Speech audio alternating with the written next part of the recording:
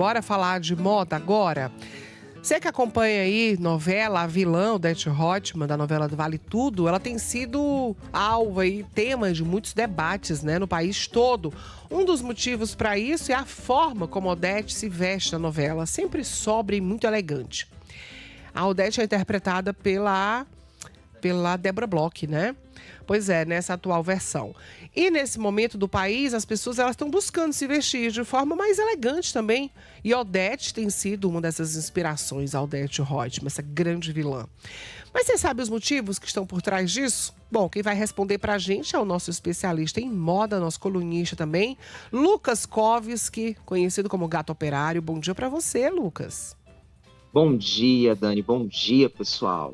Eu acho ótimo falar da moda de Odete Roitman, porque a atriz é maravilhosa, né?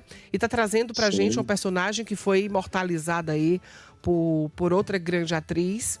Que aí a gente fala agora sobre esse momento atual. Eu não assisto novela, mas o pouco que eu vi foi ela sempre com um terninho, com um taiezinho, É com impossível escapar, né? e aí eu sempre achei realmente muito bonito. Umas calças, aquelas calças de alfaiataria. Conta pra gente o que tá por trás disso. Bom, vamos lá. Trazendo a questão da Odete Roitman, por exemplo, né, que hoje é interpretado pela Deborah Bloch, né, que na versão original foi interpretada pela Beatriz Segal, a gente tem uma coisa muito interessante que é a questão da alfaiataria. Nos anos 80, a alfaiataria ela entrou no mercado feminino como essa coisa de mostrar poder, imponência, porque era uma época que as mulheres estavam começando a entrar no mercado de trabalho e elas precisavam ter também estar pá a pá com os homens. Então a gente tinha aquelas ombreiras, aquela coisa grandona para impor presença. Hoje, né, quando a gente fala, por exemplo, do estilo elegante, porque, por exemplo, Dani, você sabia que existe a diferença entre o estilo elegante e o estilo clássico? Qual é a diferença, então? Porque eu pensei que ser elegante era uma coisa mais clássica, mas não é, né? Não necessariamente. Por quê? Porque o clássico, sabe quem é a personagem que tem, por exemplo, o estilo clássico? É a Consuelo. Por quê? O estilo clássico, quando a gente para pensar, ele é ainda mais conservador, porque ele preza justamente pela discrição, né? A ideia que a gente tem hoje de elegância, ela vai muito mais pelo refinamento. Então, quando a gente pensa, por exemplo, na Odete Roitman, a gente pensa que ela não apenas ela tem um terno com corte muito bem feito, um ajuste no corpo muito bem feito, mas ela traz também o cabelo que é imponente, mais refinado, as joias que mesmo quando elas são maiores, elas têm um toque de refinamento. Já um estilo que ele é mais clássico, ele vai muito mais pelo lado da discrição, da sobriedade. A Odete, ela pode ser, sim, muito composta, mas você percebe que ela não é necessariamente sóbria, porque ela tem toques de modernidade, que vem através dos acessórios, através do cabelo, que contrapõe justamente esse ar mais clássico dado pelas peças. Mas até as próprias peças dela têm um tecido diferenciado, que também entra na parte do que a gente pode definir como estilo elegante. É bem interessante quando a gente para pensar, porque ela traz algumas inovações, mas sempre no melhor corte, no melhor tecido, que é justamente isso que traz essa questão da elegância. A elegância ela não está apenas no você usar um terninho ou você usar um vestido, mas está num corte que tem que ser um corte mais refinado, está dentro do tecido que tem que ser um tecido que tem um acabamento melhor, nos acessórios e, claro, em toda a produção de beleza. Você falou da Consuelo, como eu não assisto, eu fui aqui no Google pesquisar quem era a Consuelo de Vale Tudo. Fala um pouquinho também dessa personagem. A Consuelo, né, ela é uma personagem, né, que é uma mãe de família, de classe média baixa, e ela tem um viés mais conservador. Então, por exemplo, as peças dela que estão dentro do estilo clássico, você percebe que, por exemplo, o que é que define o estilo clássico? Ele é muito mais sóbrio. Ele não busca se impor, ele busca apenas gerar uma imagem sólida. Então a gente tem, por exemplo, estampas que ela usa que são muito clássicas, poás, alguns florais mais discretos, algumas padronagens geométricas mais discretas, porque o estilo clássico, diferente do estilo elegante, ele tem uma intenção, porque o estilo elegante ele ainda quer gerar um impacto maior.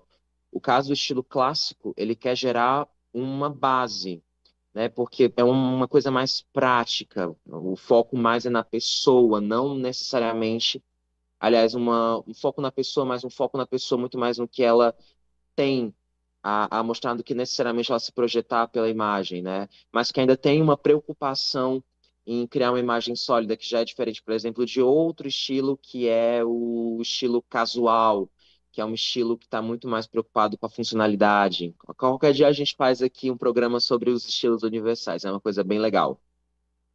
Na verdade, essa novela toda, né, Lucas, ela traz vários personagens que dá pra gente ter uma conversa boa sobre várias questões. Estou vendo aqui, pelo que eu pesquisei, deu pra perceber. Agora, o estilo da Odete Roitman, se a gente for parar pra analisar, ele foi adaptado mais para o período que a gente está, 2025, ele carrega ainda muito, como você falou, da causa de alfaiataria, né?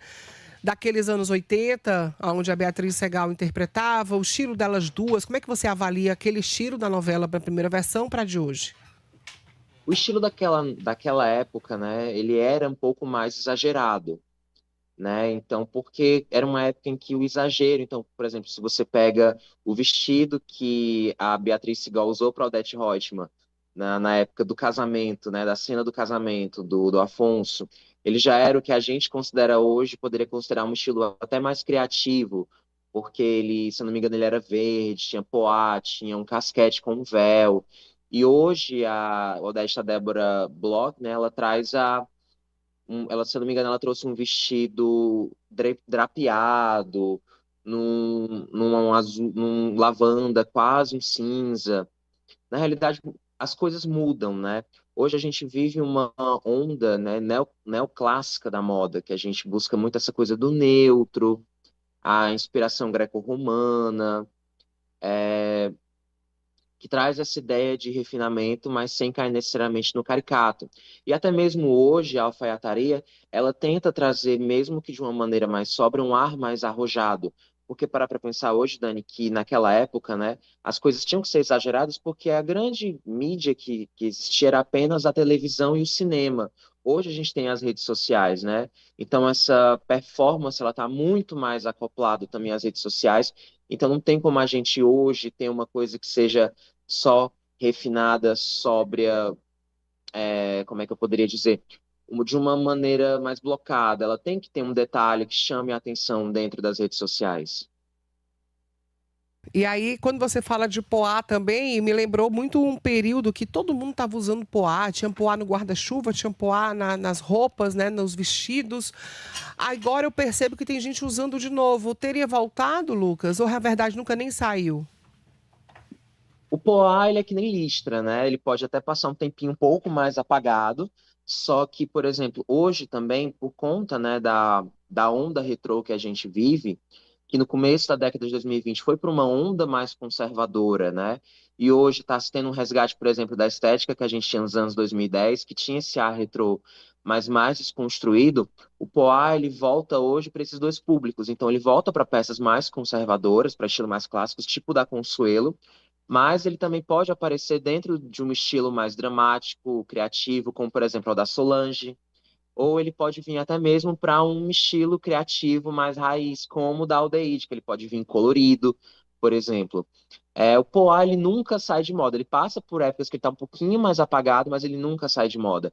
E eu acho que ele vai voltar a estar dentro da moda cada vez mais numa estética mais criativa, mais disruptiva, contrapondo essa coisa mais conservadora do início da década. Agora que a gente está já em 2025, na metade da década de 2020, a gente lembra que o começo da década ela teve tanto uma onda mais divertida, que foi por conta, né, da pandemia, que a gente ficou dentro de casa, a gente tinha que suprir isso sendo divertido na internet, como depois por uma onda conservadora. E eu acho que hoje o Poá, como outras tendências, né, que começaram mais conservadoras, elas estão começando a ir para um viés mais criativo, até mais casual, trazendo essa volta da estética dos anos 2010, né? Porque se a gente começou com a volta dos anos 2000, no começo de 2020, eu acredito que o final de 2020 vai trazer de volta algumas tendências dos anos 2010, que pode ser até mesmo uma pauta que a gente possa trazer aqui para o programa. Pois é, então eu queria, vamos deixar então as dicas, né, para as pessoas que quiserem falar sobre outros assuntos, porque o Lucas Coves está com a gente aqui todo sábado, então fala das tuas redes sociais para quem quiser também sugerir temas para ti, para a gente bater por aqui, bater um papo aqui no sábado, Lucas.